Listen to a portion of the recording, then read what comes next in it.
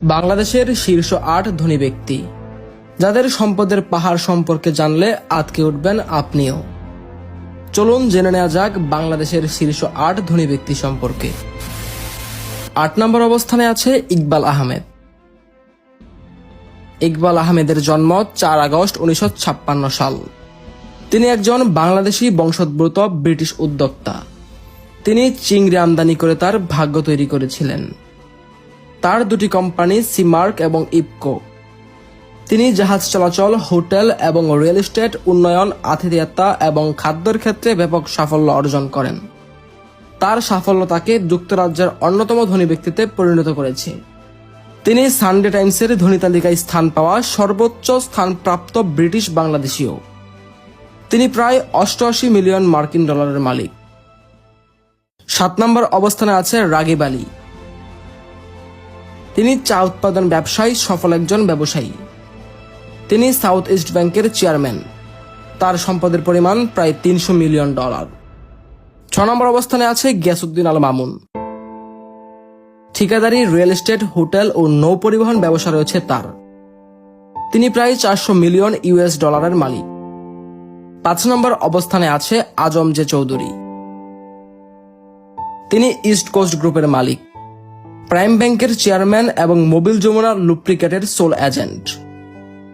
আজম J চৌধুরীর পুরো নাম আজম জাহাঙ্গীর চৌধুরী। তার জন্ম মৌলভীবাজার জেলার কুলাউড়া উপজেলার হোসেনপুর গ্রামে।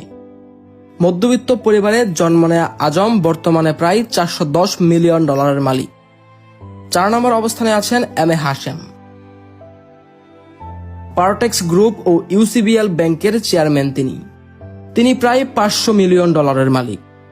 পারটেক্স গ্রুপের চেয়ারম্যান ও সাবেক এই মন্ত্রী ঢাকায় ২৫০ কোটি টাকা খরচ করে নিজের বাড়ি বানিয়েছিলেন। নকশা এবং প্রকৌশলী সবাই এসেছিলেন ফ্রান্স থেকে। তিনি পারটেক্স গ্রুপ ও সিটি এবং ইউনাইটেড কমার্শিয়াল এই দুইটি বেসরকারি ব্যাংকের মালিক। ৩ নম্বর অবস্থানে আছেন আহমেদ আকবর সুবহান। আহমেদ আকবর সুবহান বাংলাদেশের একজন অন্যতম ধনী ব্যক্তি। তার জন্ম ১৫ ফেব্রুয়ারি ১৯৫২ সালে। তিনি প্রায় ৬০০ মিলিয়ন ডলারের মালিক। বাজার মূল্য এবং আর্থিক প্রবৃদ্ধি হিসেবে বাংলাদেশের দ্বিতীয় বৃহত্তম শিল্পগোষ্ঠী বসুন্ধরা গ্রুপের মালিক ও শিল্পোদ্যোক্তা। বাজারের মূল্য এবং আর্থিক প্রবৃদ্ধি হিসেবে বিচক্ষণ এবং দূরদৃষ্টি সম্পন্ন এই ব্যবসায়ী বাংলাদেশের শিল্প ও বাণিজ্য খাতকে সুসংহত করতে বসুন্ধরা গ্রুপ প্রতিষ্ঠা করেন। আবাসন দিয়ে শুরু হলেও দিনে দিনে বসুন্ধরা গ্রুপের ব্যবসায়ী সম্প্রসারিত হয়েছে সিমেন্ট, কাগজ, ইস্পাত পণ্য, এলপি গ্যাস, বাণিজ্যিক কমপ্লেক্স নির্মাণ সহ জাতীয় এবং আন্তর্জাতিক বিভিন্ন খাতে। দেশের শীর্ষস্থানীয় 4টি মিডিয়া হাউস যেমন দৈনিক কালের কণ্ঠ, বাংলাদেশ প্রতিদিন, ডেইলি সান এবং বাংলা নিউজ এই গ্রুপের মালিকানাধীন। ২ নম্বর অবস্থানে আছেন সালমান এফ রহমান। সালমান এফ রহমান হচ্ছেন বেক্সিমকো গ্রুপের প্রতিষ্ঠাতা মালিক। তিনি প্রায় ৬০০ মিলিয়ন ডলারের মালিক। তিনি আইএফআইসি ব্যাংক লিমিটেডের চেয়ারম্যান ও উদ্যোক্তা পরিচালক।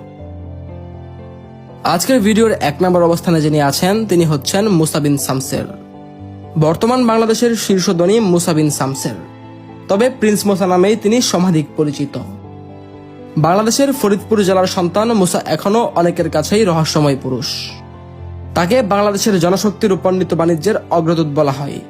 তিনি ড্যাটকো গ্রুপের মালিক। ফোর্বসের তথ্য অনুযায়ী মুসা বিন শামসের মোট অর্থের পরিমাণ ১২ বিলিয়ন মার্কিন ডলার, যা প্রায় বাংলা টাকায় ৯৫,০০০ কোটি টাকা। এর মধ্যে ৭ বিলিয়ন ডলার আইনি জটিলতায় আটকে আছে সুইস ব্যাংকে। বেশভূষা ও অঙ্গসজ্জায় মুসা ব্যবহার করেন ১৬ ক্যারেটের একটি রুবি, যার দাম ১০ লাখ ডলার। ৫০,০০০ ডলার দামের একটি চুন্নিও পরেন তিনি। এছাড়াও পরেন ৫০,০০০ ডলার মূল্যের একটি হীরা ও ১ লাখ ডলার মূল্যের একটি পান্না। নিত্যদিনে চলাফেরা অথবা বিশেষ কোনো অনুষ্ঠানে তিনি ৭০ লাখ ডলারের বেশি মূল্যের গহনা অলংকার পরেন। তার পরনের কয়েকটি স্যুট স্বর্ণখচিত।